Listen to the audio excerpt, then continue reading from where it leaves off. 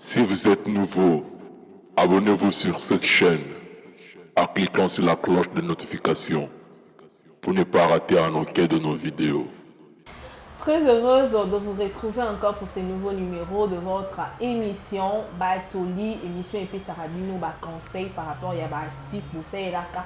Dernièrement, tu le qui a citron. Mingi basé la citron pour éviter utiliser citron pour saisonner biloko mais beaucoup plus fi comment sel et la citron na ndenge ya mabe alors que ça qui batoli pour citron et zalaka bien mais il faut que sel la citron na lolenge ni topé na situation il faut sel la citron. Alors les loto les sous na conseil nous sous autoropé sabino to bi que batali na biso boza tellement ébélé bino total la radio son il y a un seul mot d'ordre comme je le dis toujours, abonnez-vous massivement sur la chaîne David Télévision. Avant de commencer, en tout cas dans la bourse, on a bourse, on fait que nous sommes la pessimie. Voilà, la pessimie, c'est le boss David, le boss de sa génération. Bonjour à toi papa, de là où tu es. Bonjour à Historien, bonjour. Lélo, malheureusement, Tozana Ote, mais bonjour à MK, bonjour Nabino Touabozo Talabiso. Alors, je ne serai pas seule sur ce plateau, je serai avec mon invitée, elle s'appelle Monique Kusangana. Et le monde est de Torolobela, ici, Toropesa, ici, conseil, Torolelo, Torolobela. J'espère que dans la classe, vous allez se poser déjà la question. Lélo va kolobela ni dernièrement va lobela qui citron. Lélo les amis, est-ce que les a manga? Est-ce que les a voilà. Alors je vais la recevoir sur mon plateau pour beta du soleil il y a savon, Léo to lobela savon.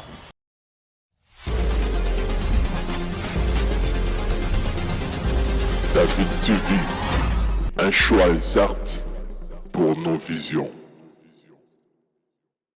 Mingi to ebi savon to utiliser kango pour na kosokola.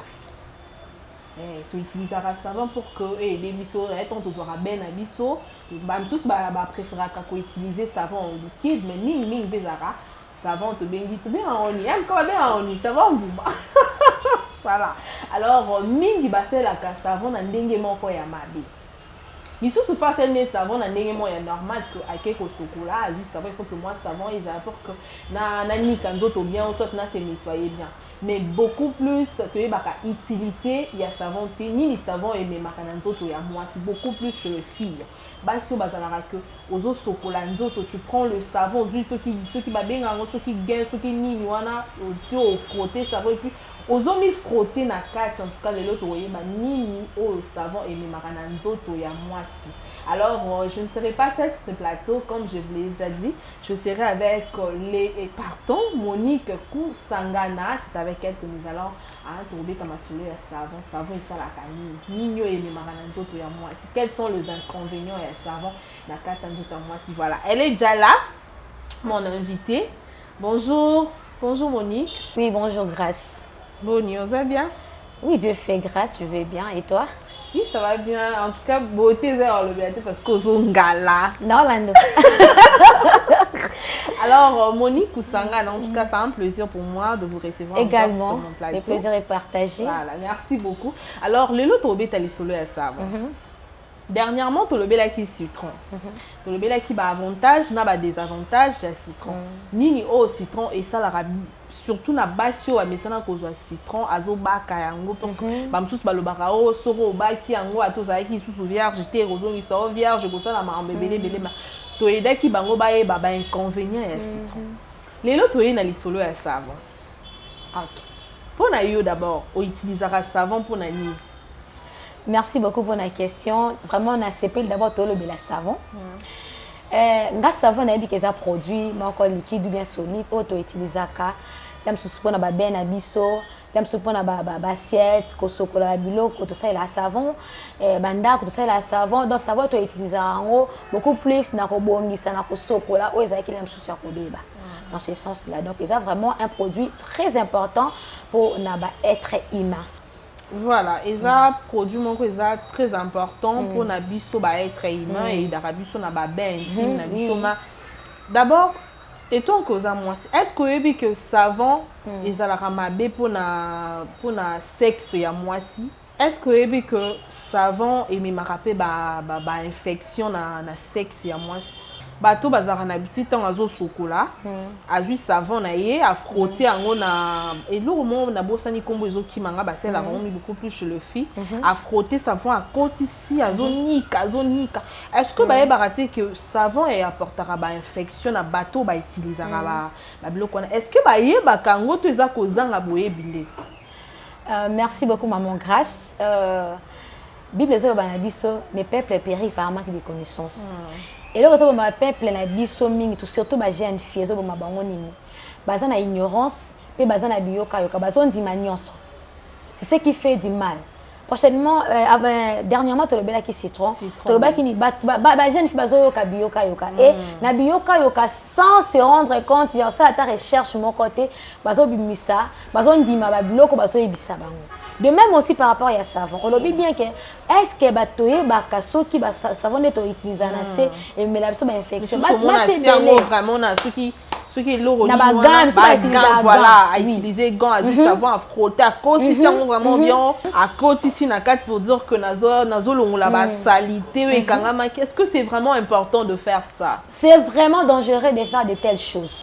Toloba qui joue wana que partie na biso génital excusez-moi na lobango boto ça na kata biso la batoli partie na biso génital ezalaka tellement sensible et ça tellement partie moko oyo donc au meki ka mukebo ozu ba maladie infection tout ça et ça tellement léger et il faut éviter que tu n'importe quoi savon maman grâce ça non savon de tozo mona boy savon oyo jamais moi na ça ko utiliser savon à côté sango na partie génitale na ye ozomi lukani ozomi luka bemba otozala et au coach d'infection maman même ba infection non seulement ba infection zo baby sur partie génitale batsaka n'importe quoi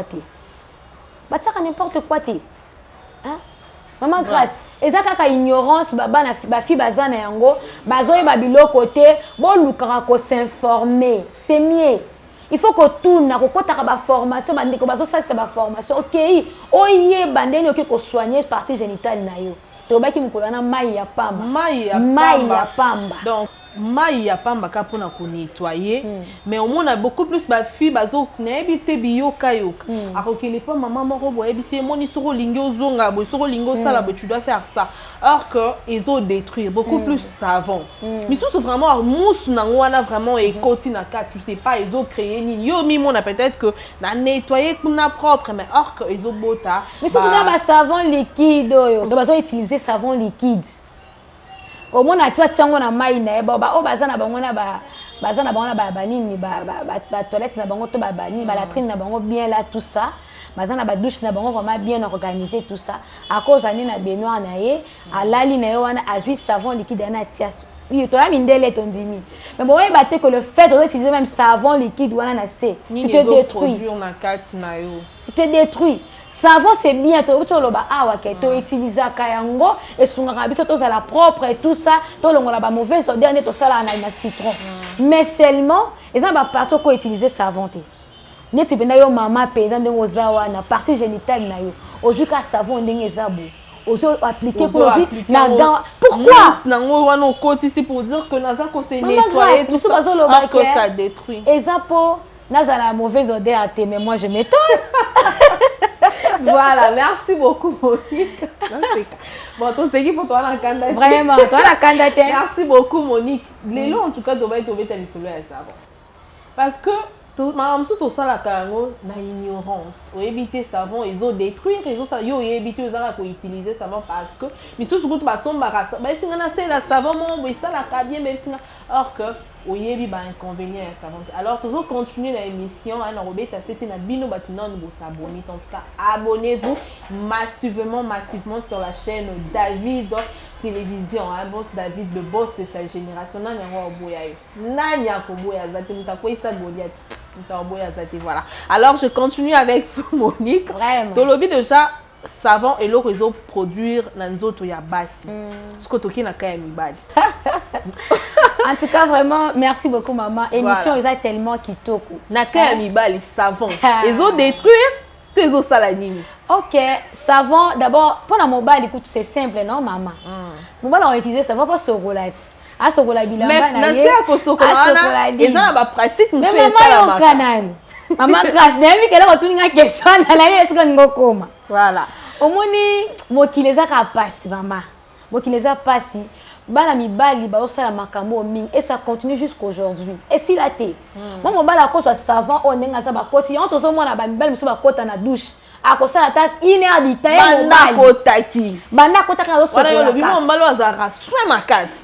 Zoka osala makambo. Kende ko kengi la. Pona mi bali savant et comment lokola mwasi na bango. Omoni to lobaka MK mobala basi na bango. Parce que savant pe mwasi na bango. Mwasi na bango. Mibale belé bazo utiliser ba savon on a makambo mabe mama. Akota na savon kuna donc yeba posa na yenyo soto nzoto wana. Esi la kana savon o. Yango zo mona mbala so mi savon et où melte savon esi. Nzora za makambo sala. Siko ba makambo ba pratique wana ya mabe wana. Maman za libre ya roseka. Vraiment. Ba pratique wana ya mabe o bango ba sala kana savon wana. Ils ont un inconvénient dans mon pays. Maman. Est-ce que non mutu non vraiment on zamba sali akeli à cause ça la savon la Bible na partie na Bible aloba ki ya mobala ko sangana savon to na verset ni mobala ko sangana savon l'homme qui quittera la femme qui quittera et puis s'attachera voilà merci mais l'homme se quittera et s'attachera au savon pe wapi ba sala liba na bango vraiment wapi mobali wa sala maramba boy d'abord abena ba benga ba banani ba mari de ba femme de nuit abena ba femme de nuit avant aussi ça parce que to comme na suka non préféré op sa bango conseil na bandeko ba sala kango et puis beaucoup plus qu'obeta c'était chez le femme.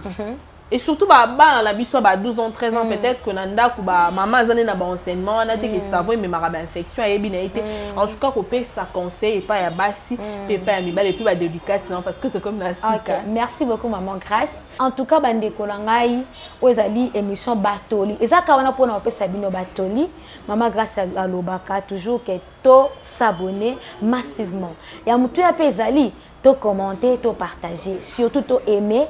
Ce qui pèse dans la makamaro c'est la biso, to pèse la suggestion. Savon et ça bien. Et ça produit mon corps est liquide, to solide et dans biso na ba ménage tout na mangango to ça la propriété ya ndaku, ya nzoto na yo, ya bilamba na yo o ça elango na savon.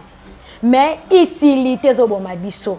Maman oza na bana basi na ndaku na yo evitaka mwana yo sokola azwa gana ye akotisa savon na partie génitale ozo détruire Jessica na ye au monde ngeza na Jessica eza na mbongo moko ya osaka na te na vie so ika entretenir en bien et ko peso mituka et pesa makambo ebele na bito ko to sa kindumba na tali ko talisa biso o ezali motu ya pona Jessica alors to éviter ko tsaka Jessica na biso ba savon. Jessica ba sokola ngona savon te sokola nzo tono mobima na savon mais na Jessica te na bana mibali opé a comme ça savon mwasi na e papa immoralité aboye pona nini kibondo kiboye pona nini nzamba lobi l'homme quittera et s'attachera à une femme non à un savon évitera ko sala ka ba démonstration na toilette to na douche kuna na savon ozali ko se détruire lobo comme impuissant o ko benda ba femme de nuit o comme na kaka un homme ridicule à cause ya nini ya savon. Tobanga Nzambe. En tout cas, merci vraiment. Merci à Maman Grâce. Na kopé sa bambote nanga. Liboso et pas mo konzi nanga la le roi David. Moto pamba. Moi éteint. En tout cas, papa vraiment depuis France na reine na peso bambote belé na famille no mobimba vraiment papa zala na okaka zala na yo. Bambote nanga na pesi na papa historien. Babi papa historien motema mama Suzy Pembele. Akoma mama Tankoy bambote belé maman na biso la patronne babi basa leki basi nyonso na kitoko muta ukai na zati na pesa bambote belé na pesa bambote na babi na biso na Kofi Numbi mwasi a taille le batanga batatai ba mona Kofi Numbi mwasi a taille bambote na na Michael Salem l'ami de l'enfance mote na na Belbish Lai so na mele abale kayo comme ça na matame ezalaka ye bambote belé ska bozali bambote belé babi mon colonel Braddock depuis France bambote belé na yo yanana babi yanana na Italie bambote belé Rafaela bozali belé Rafaela bambote belé na bino en tout cas vraiment merci beaucoup ba téléspectateurs bo lembate kota la biso na David Télévision babilo abonné par ailleurs Voilà, merci beaucoup Monique. Merci en tout cas les lobes la ticket là qui autant voilà, merci beaucoup Nabino Adbotali en tout cas comme je le dis toujours qu'il y a un seul mot d'ordre. Abonnez-vous massivement sur la chaîne David Télévision. J'espère que l'émission elle est là pour s'appeler nango boyebi ba inconvénient savant ils ont un avantage nango et d'Arabie on a un travail ménageur et puis et d'Arabie on a un bain intime. Faut pas exagérer hein que ça les l'autre côté au lié beaucoup de inconvénients dans côté au sali parce que bah c'est qui en tout cas boye bandinga ko utiliser savon parce que ils ont ça peut ba infection na bateau ba yebi lolenge ya ko sala ngote yango les l'autre c'est là qui peut expliquer na bino ba de l'andinamiso que savon ils ont un avantage nango pardon en même temps ils appellent na ba inconvénients en tout cas to comme en tout cas merci na bino to botala tibiso ah na fait simbote na Claude Nzita. Alors, depuis les États-Unis, Claude Nzita, historien, la maman Suzy, en tout cas, le boss David, le boss de sa génération, Nani Akobo Yayo Azate. Nani Akobo Yayo Azate. Moutou Akoy sa Godi Ati, yo Lingo Boye. Azate, en tout cas, le boss David, Olingako, il y a trop. MK, coach Amakas, le Wayo. En tout cas, Azate, Nani Akobo Yayo, Azate. Bon, pour la même, on dit maté. Voilà, alors on se retrouve déjà très prochainement pour un nouveau numéro. Portez-vous bien. Bye bye.